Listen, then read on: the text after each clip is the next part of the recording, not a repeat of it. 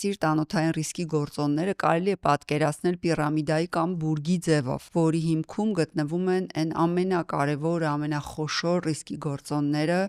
կամ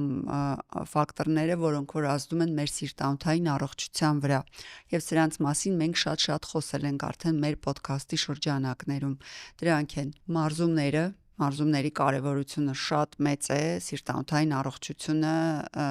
բարձր մակարդակի վրա պահելու համար։ Դա է բավարար քնի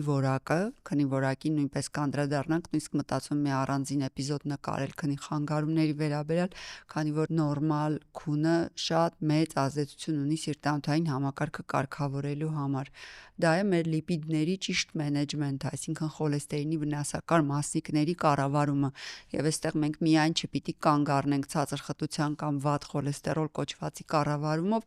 այլ նաեւ պիտի հաշվի առնենք նոր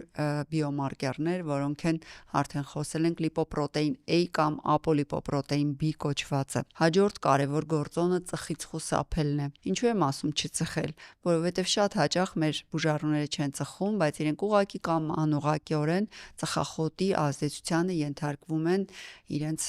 տներում, բնակարաններում կամ մտերիմների կողքը գտնվելու արդյունքում։ Եվս մի կարևոր գործոն է բարձրարյան ճնշման վերահսկումը, ինչպես նաև դիաբետի վերահսկողությունը պատշաճ կերպով։